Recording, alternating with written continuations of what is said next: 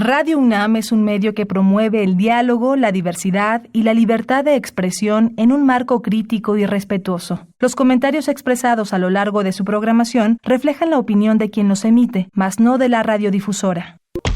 La actualidad. La actualidad. La actualidad. La actualidad demanda cuidar nuestra salud. Estar informados es nuestra mejor herramienta.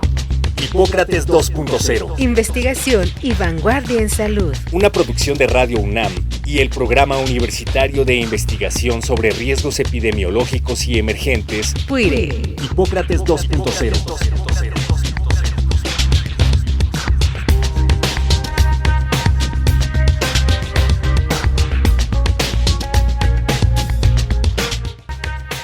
Hola, ¿qué tal? Bienvenidos a Hipócrates 2.0. Yo soy Mauricio Rodríguez, los saludo con muchísimo gusto como cada semana. Qué bueno que nos están acompañando aquí en Radio UNAM en estos primeros programas del año. Hoy vamos a hablar de un tema que nos puede servir para el resto del año. Vamos a tratar de poner así temas trascendentales en estas primeras emisiones.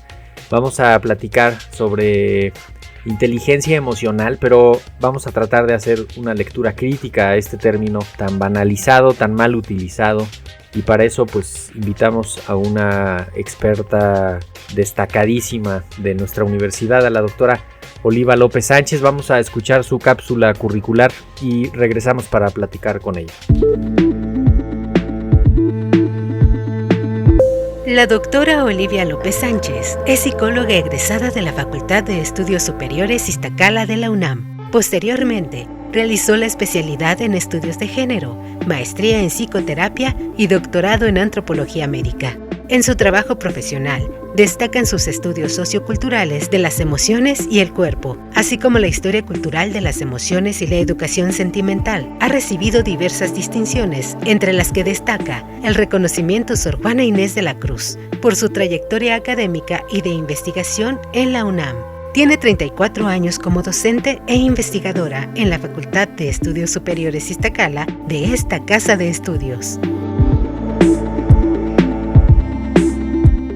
Doctora Oliva López, bienvenida a Hipócrates 2.0. Muchísimas gracias por aceptar la invitación. ¿Qué tal, Mauricio? Muy buenas tardes. Me siento muy contenta y muy complacida de iniciar este año pues, con una entrevista sobre un tema tan relevante como son las emociones. Exacto. Además, parte de tu trabajo profesional ha sido el estudio histórico de estos temas. Ayúdanos ahí mismo a ir entendiendo cómo ha ido cambiando este concepto de emociones a lo largo de la historia, para también tratar de entender por qué estamos actualmente como estamos. Bueno, antes de intentar darte una definición, quisiera señalar que vivimos en una era de la emocionalización, pero hay que situarla, ¿no? Ciertamente desde una mirada más contextual, tendríamos que decir que la emoción, pues, es un invento o una construcción del mundo moderno.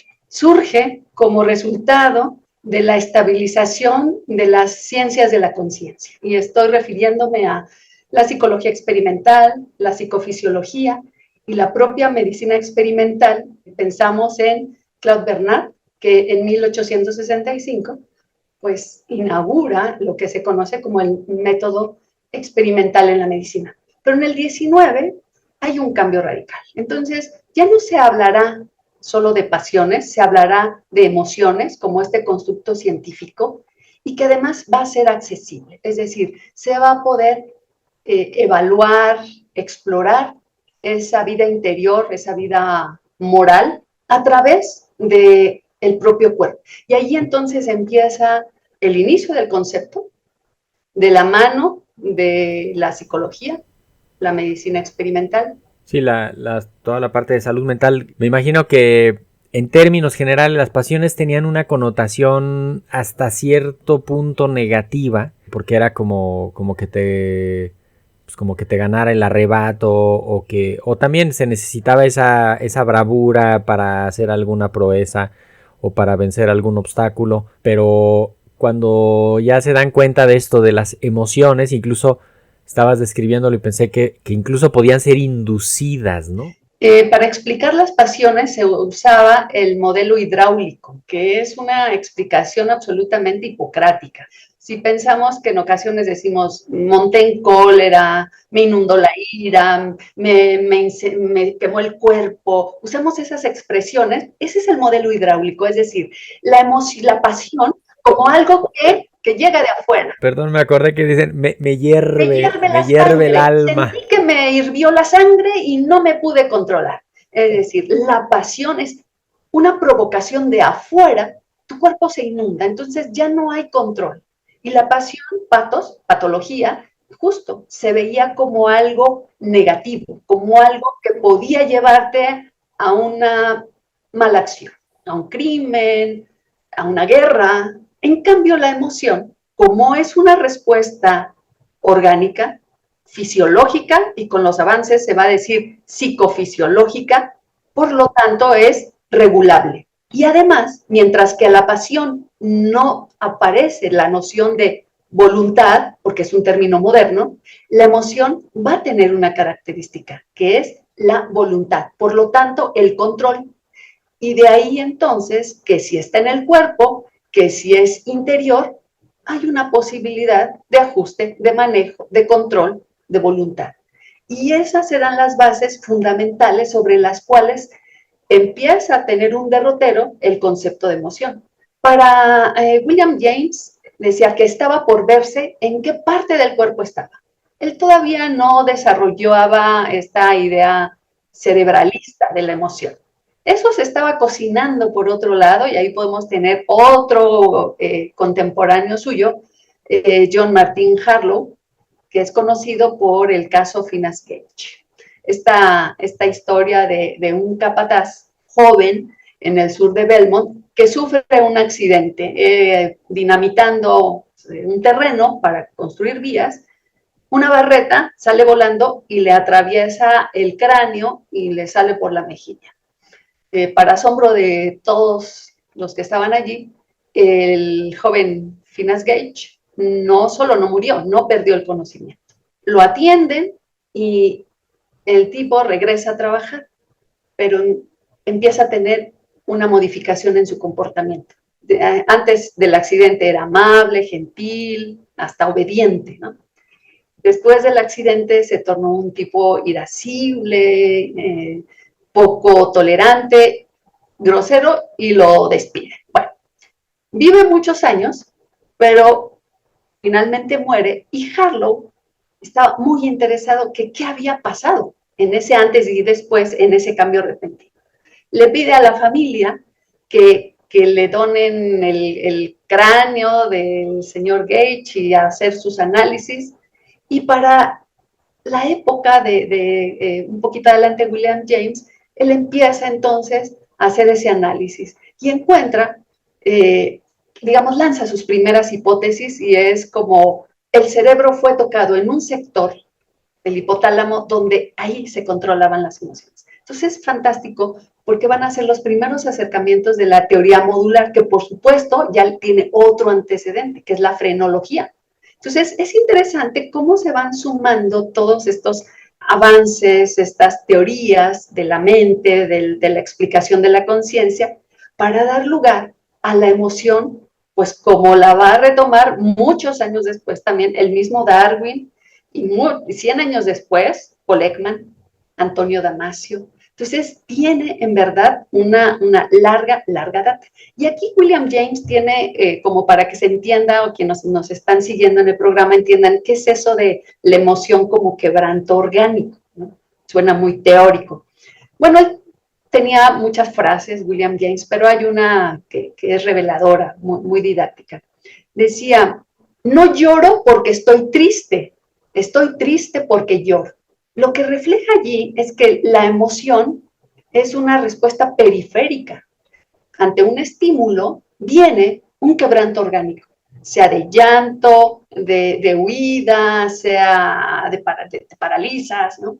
Y luego entonces viene un proceso cognitivo que dices, me siento triste porque lloré. Ese es el quebranto orgánico. La emoción es ante todo una respuesta fisiológica. Y años después, esto estamos pensando en finales del siglo XIX, para principios del siglo XX, pues estas discusiones siguen, y va a haber una explicación centralista de la emoción. Y a la fecha podemos tener las dos grandes teorías, la periférica, que es organicista, y la centralista, que es cognoscitivista, porque viene la otra explicación. Yo veo el estímulo, siento miedo y luego corro. Entonces, en el segundo caso, la emoción es una respuesta cognitiva, ¿no? Psicológica. De adentro mío, ¿no? No es no es una reacción a lo externo, sino una formulación mentalista, que yo hago una valoración de lo que estoy percibiendo fuera. Y luego es interesante porque Damasio, pues que es mundialmente conocido y el más famoso de los neurocientíficos, en los 90, en el 94 que publica su libro que pues, lo hizo el bestseller, El error de Descartes, allí lo que va a señalar es que mientras que todas estas teorías habían puesto como una tensión binaria, que son estas lógicas estructurantes binarias en el mundo occidental, la emoción por un lado y la razón por el otro, sí. Y siempre la emoción como en la parte más asimétrica, como más devaluada, pues con avances en las neurociencias, Damasio declara pues que no hay más ese binarismo, que la emoción no es opuesta a la razón, sino que la emoción incluso es un tipo de pensamiento visceral. Y él le va a llamar marcadores somáticos. Y sobre eso se empiezan a hacer una serie de experimentos fantásticos donde él va a ir demostrando que antes de que la emoción, ¿no?, se convierta en una cognición, el cuerpo ya tiene una inteligencia, responde frente a cosas. Le llamaríamos intuición, por ejemplo. Exacto, pero que además esto ayuda a diferenciarlo de lo binario. También se podría traducir como encendido apagado, o está prendido o está apagado. Exacto. O se percibe o no se percibe, pero este abordaje está diciendo hay unos marcadores tempranos de que ya empezó la emoción a dar respuesta fisiológica. No te das cuenta todavía de manera consciente porque no crees que podría ser como decir cuando empiezas a estar un poquito nervioso, como una cierta ansiedad de que algo va a pasar, de que vas a ver una película que te gusta, de que vas a ver a alguien o de que va a ocurrir algo que te da miedo o algo así, pero que desde 2 días antes estás como con ese estímulo, pues no subclínico, porque sí hay manifestación clínica. Pero incluso hay una discusión, ahorita retomo este último comentario tuyo, hay toda una discusión sobre el acceso y conciencia que tenemos de las emociones. Y ahí ha surgido otra línea, que es los estudios del afecto, que no voy a decir afecto, porque en español se puede confundir afecto como una coincidencia, una cercanía con alguien. En cambio, en inglés, affect refiere a esa capacidad también, más también espinociana, de la capacidad de un cuerpo de ser afectado y de afectar. Entonces, las teorías del afecto hablan de esa respuesta de ese cuerpo desde una lógica monista donde no está separado cuerpo y mente. Y ya de ahí hay una manifestación a la cual, dicen muchos teóricos, y hay rangos, digamos, unos más minimalistas y otros más maximalistas, que hacia el afecto no puedes tener acceso, salvo una observación de segundo orden, ¿no? Entonces, después de esta conversación, nosotros viéramos el video, podríamos tener acceso a nuestro afecto, pero no ahorita, sino hasta después que viéramos nuestra grabación, que nos escucháramos. Y claro, lo que hace un terapeuta en ese sentido de reflejo, te devuelve tu afecto, ¿no? Porque hace de espejo. Oye, pero a ver, yo te quiero preguntar así ya con todo lo que nos pusiste ahorita. ¿De quién o de qué dependen las emociones ya como en el concepto contemporáneo? ¿Si son de uno o ya son de la sociedad y la sociedad?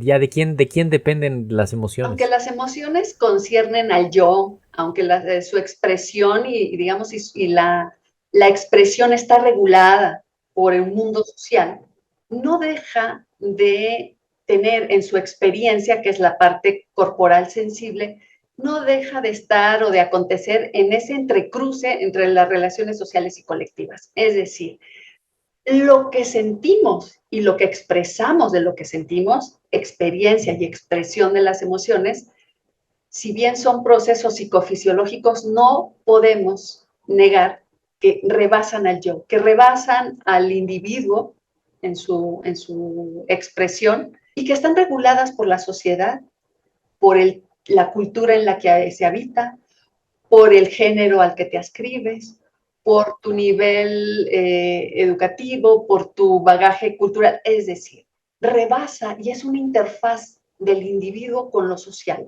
Por eso, voy a citar a una socióloga norteamericana, socióloga de las emociones, Early Hochheim, habla de 3 funciones de las emociones. Dice, la emoción tiene una función expresiva que nos dice qué decir, cómo decir.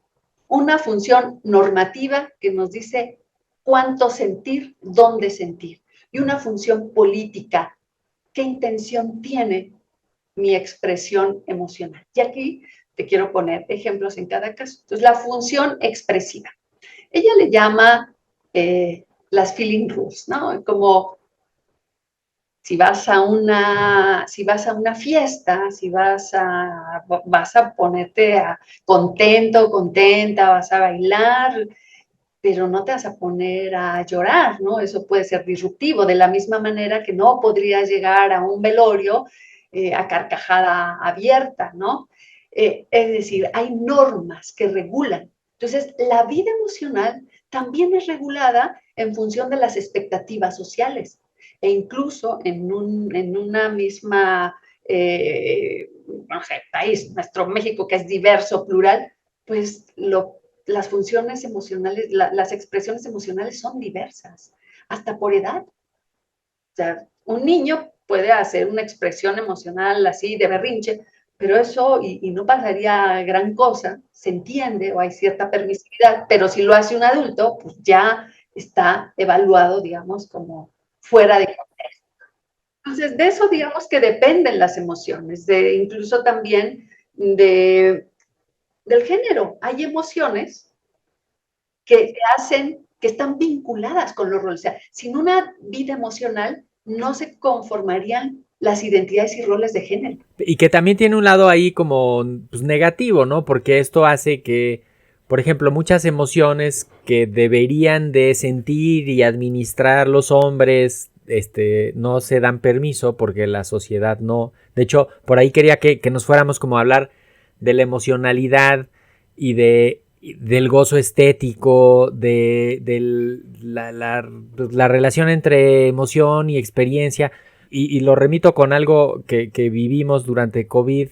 Muchos de los más afectados fueron hombres que se tardaban en ir al diagnóstico porque no querían sentirse vulnerables o porque creían que se las podían de todas y cuando llegaban a los servicios médicos ya estaban muy mal.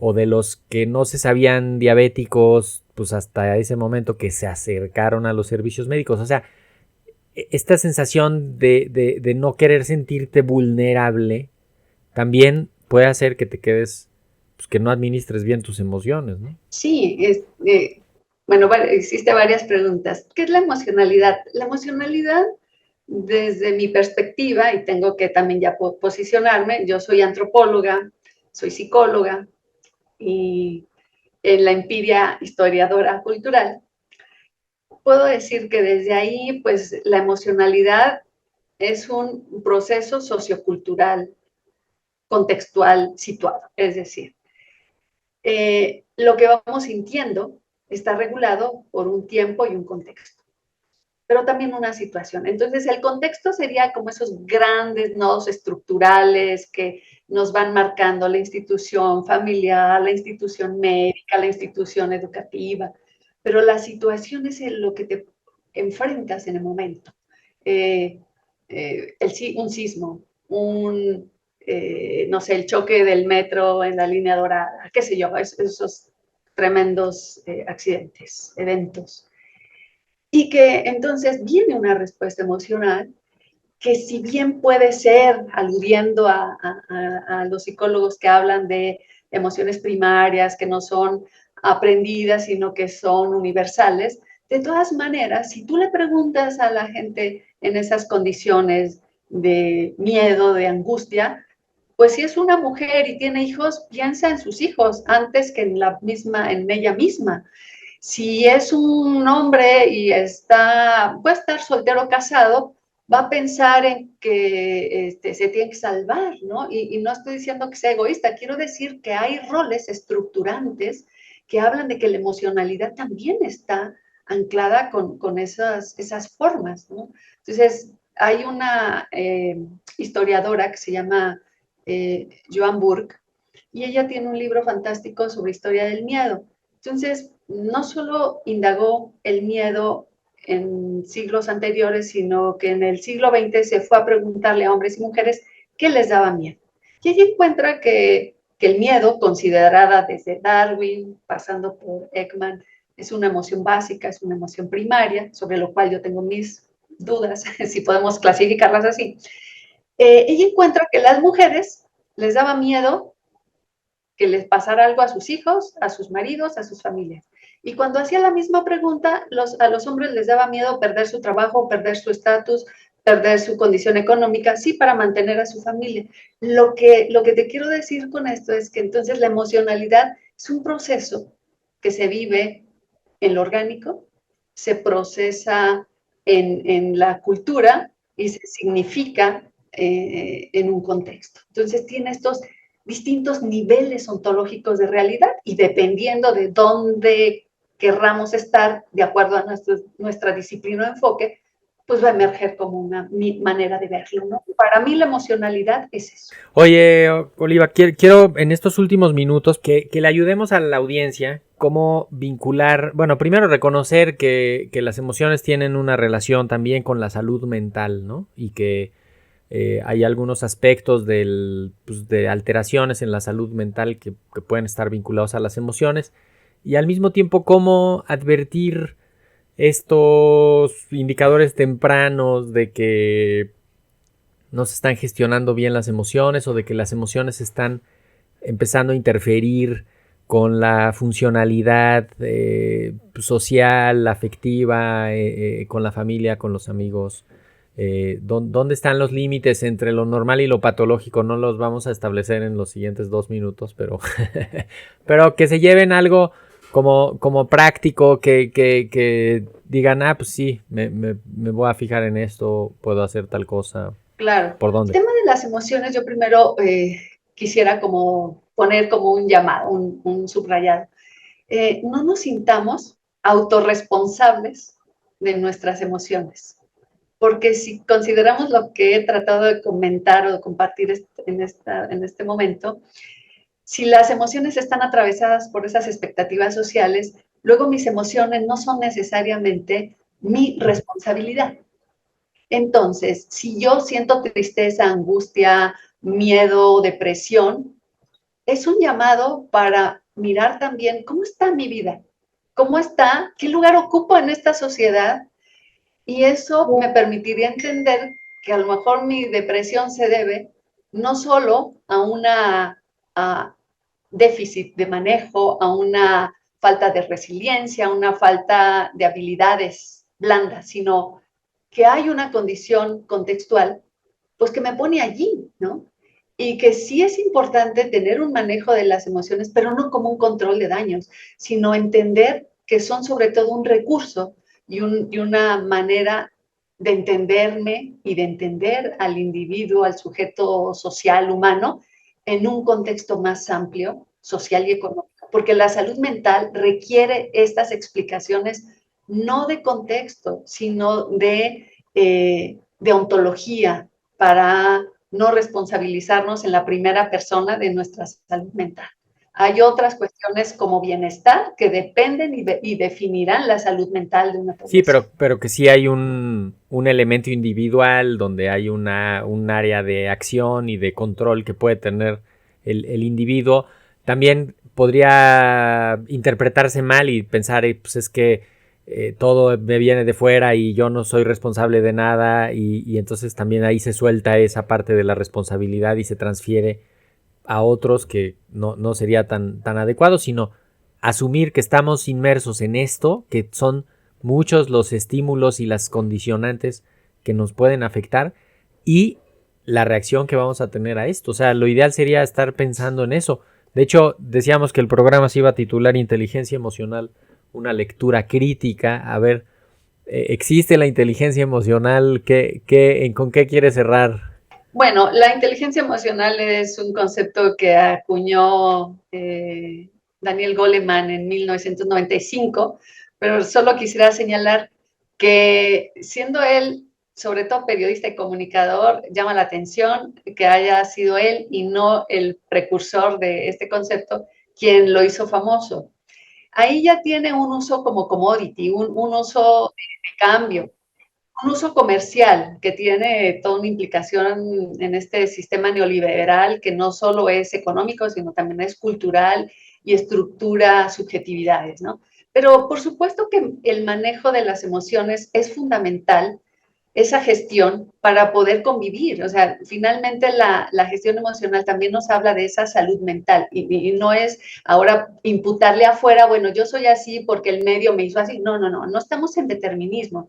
Más bien tener unas miradas mucho más dialécticas, mucho más vinculantes, que permitan entender que sí, que hay maneras de gestionar y mejores formas de gestionar las emociones y que la emoción es un motor fundamental de cambio. De ahí que quisiera cerrar con que nos lleváramos la idea de qué tan conveniente es hablar de emociones primarias, secundarias o positivas y negativas, que eso es mi tema con la inteligencia emocional cuando les da una valencia, porque pongo un ejemplo. El miedo y la ira podrían ser consideradas emociones negativas y, sin embargo, son movilizadoras de cambio, de acción social y de justicia.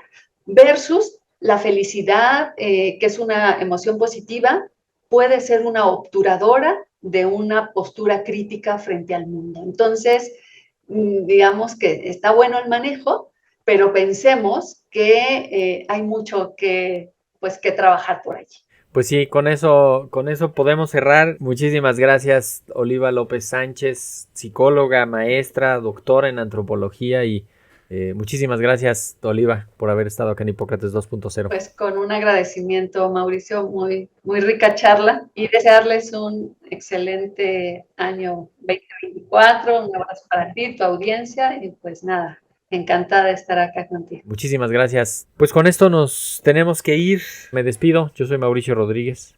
Esto fue Hipócrates 2.0. Esperamos que la próxima semana nos vuelvan a acompañar y por lo pronto quédense en sintonía de Radio Universidad.